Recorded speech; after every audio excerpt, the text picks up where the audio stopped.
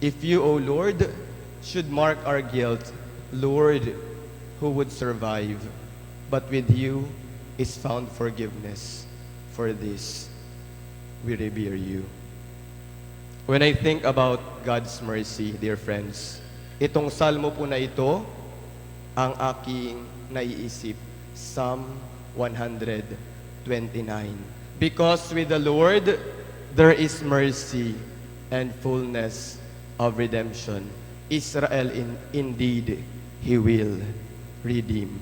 When we look with our own eyes, God's mercy is as if violating the justice of God.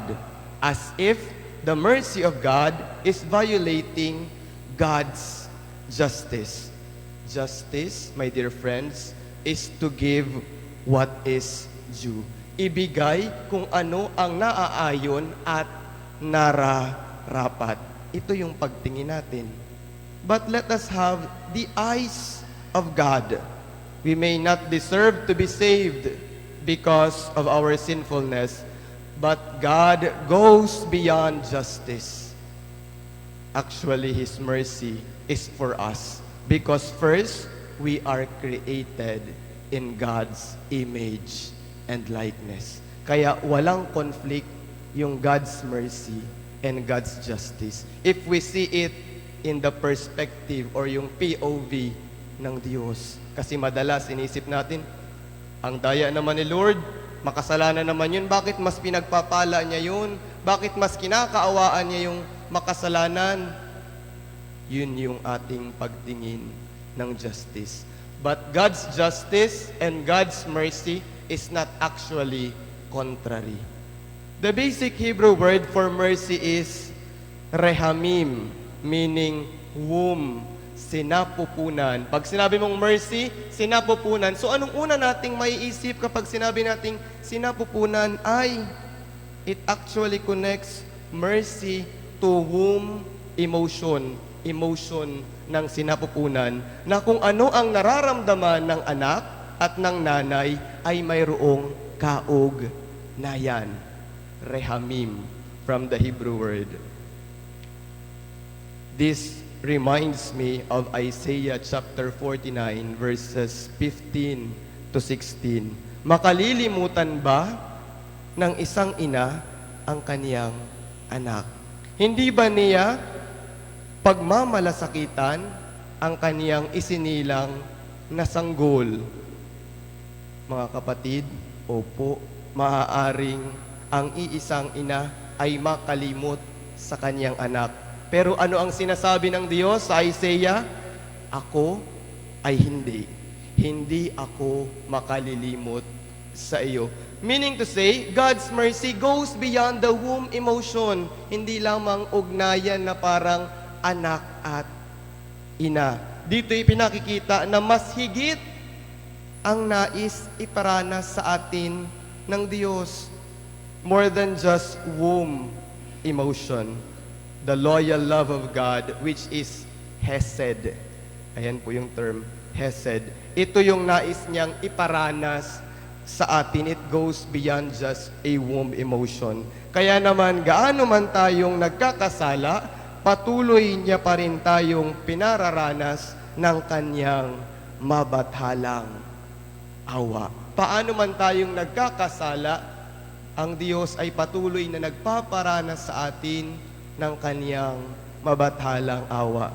Grabe po yung nakikita nating kontrast ng pagkakasala at ng mabathalang awa ng Diyos para sa atin.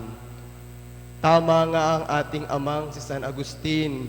Higit nating nararanasan ang tamis ng mabathalang awa sapagkat tayo ay puno ng pagkakasala.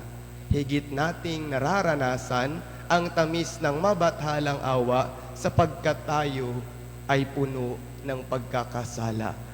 Friends, God's mercy endures forever.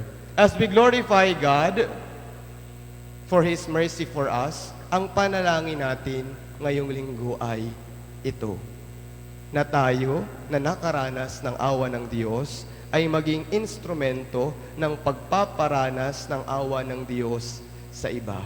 Kasi madalas na madalas, gusto natin tayo lang yung makaranas ng awa ng Diyos. Paano naman yung iba? May naalala akong kwento ngayon lang, yung favorite ko na kwento sa Espanyol. Sabi ng anak na nagugutom sa nanay na mahirap, merong magnanay. Sabi niya, "Ma, sa langit ba mayroong tinapay?" Sabi ng nanay, "Oo naman anak, lahat ng klase ng tinapay, lahat ng gusto mong tinapay." Sabi ng bata, "Nay, gusto ko na lang pong mamatay." Ilang beses sa buhay natin na pag may nangangailangan ng tulong, hindi na tayo nagiging maawain tulad ng Diyos, sapagkat iniisip natin na tayo ay niloloko lamang nila. May isang magandang prayer akong iiwan sa inyo na nabasa ko sa novena ng Divine Mercy. Lord, help me that my heart may be merciful, so that I myself may feel all the sufferings of my neighbor. I will refuse my heart to no one. I will be sincere even with those whom I know will abuse my kindness. May your mercy, O Lord, rest upon me. And I pray for each of us na sana tayo yung maging awa ng Diyos na buhay para sa iba. Sapagkat ang Diyos natin ay Diyos na buhay, iparanas natin sa iba kung anong awa ang ating naranasan sa Kanya. Jesus, King of Mercy, I trust in you.